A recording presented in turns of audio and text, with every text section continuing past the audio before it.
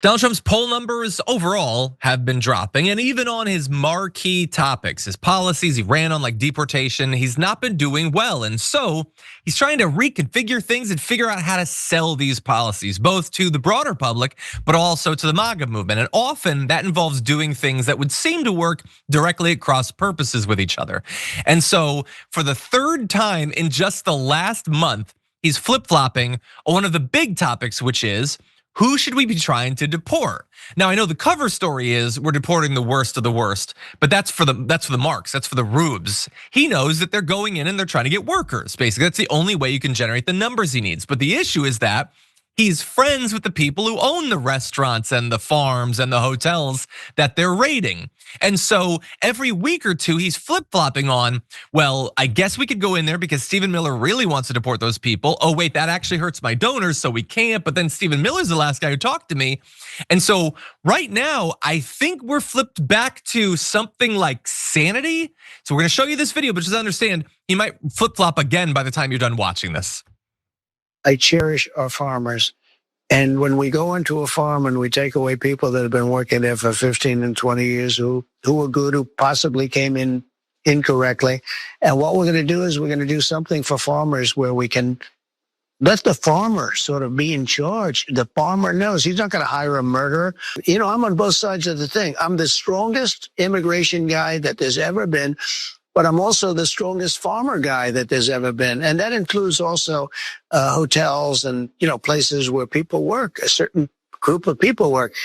So we're working on it right now. We're going to work it so that some kind of a temporary pass where people pay taxes, where the farmer can have a little control as opposed to you walk in and take everybody away. That's a great idea. They should do that. They should set something up like that. And then they should come up with like a nice, concise, pithy label for a program like that, like a work visa. They should have visas for workers that Trump just came up with live on that interview with Maria Bartiromo. And so all of that is insane, and it's insulting to your sanity to have to listen to this guy talk about how he's a strong farmer guy. He ain't a strong anything. Also, he's been screwing farmers over in both of his terms. But also, he says there, well, sometimes you have people who've been here for a long time and they've been working and they haven't really done anything wrong. Yeah, thank you for catching up to the conversation we've been having about migrants this entire time. And he says, well, in some of these cases, these are people who are working. No, in all of the cases, these are people who are working. They don't just, though, work in farms and restaurants and hotels. Many do, but they work in a lot of other places too. And I know that maybe you don't know as many CEOs who work in those places, but it's the same thing. They are contributing, they are paying taxes, they're doing their jobs. And so he sort of sometimes gets that briefly, but who the hell knows? He's like, June 17th, this was a headline. He had already previously said that the good longtime workers would be given a reprieve, but then he reversed it, and now he's reversing the reversal. And there's also the really strange thing where he's like saying now the CEO will be responsible for them.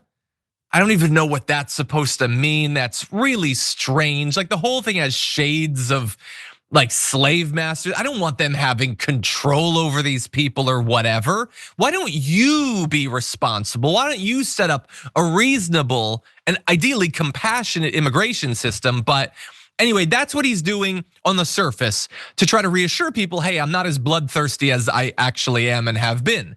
At the same time, though, you've got Alligator Alcatraz, which they're using to win over the base. So we'll talk about that in just a moment. But JR, first, your thoughts on what we were just talking about.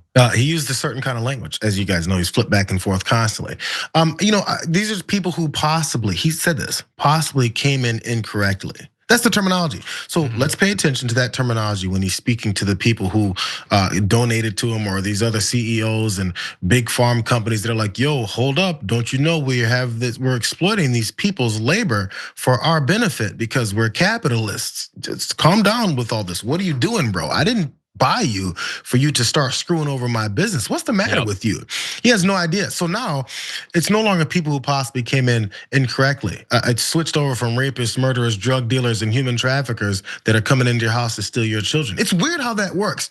So if you pay attention to how he changes his language when he's talking to people that he has to respect, you'll understand that when he's talking in a completely disingenuous way, a hateful way about certain people, he's also doing that because he's speaking to people like you, MAGA folks, who he expects to be hateful, rabid, bloodthirsty, bigoted people. It's not us calling you bigots, it's Donald Trump calling you bigots. Because suddenly when he needs these undocumented workers here, they're just people who possibly, maybe, who knows, maybe came in incorrectly. But other than that, we're sweeping them off the streets and kicking them in the back and handcuffing them and throwing them into dark prisons somewhere. Bro, it's just pay attention. Yeah, it's the thing he sold in the campaign trail. The country's filled with millions of migrant murders. That was just a myth.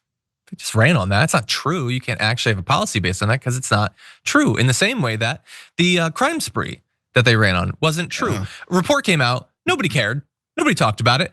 Murder rates could hit record lows this year. And that's a pattern. The last 3 years, down, down, down, down. Weird how everybody's like, oh, there's murders everywhere.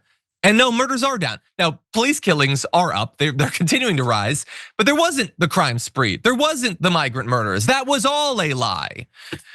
And so now he's scrambling to figure out what to do. So he has to reassure people that they're not gonna wreck their businesses. At the same time, MAGA wants pain. They want blood, okay? And so he's got a way of delivering that. And so Trump could apparently visit Alligator Alcatraz, the stupid stunt where, oh, we just really hope some migrants get eaten by alligators, that stupid thing. Yeah, he's gonna go. Meanwhile, Homeland Security, this is the actual Homeland Security Twitter account posted this.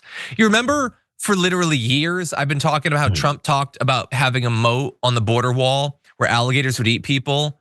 And then some people will be like, why are you exaggerating? Why do you have Trump derangement syndrome? It's just the same thing brought back. That's literally all it is. Wouldn't it be great if an alligator ate someone that was trying to get a job like, doing demolition work at a Home Depot? What if they were eaten by an alligator? Wouldn't that be swell? Again, I say these people need to find Jesus and they need to find him fast.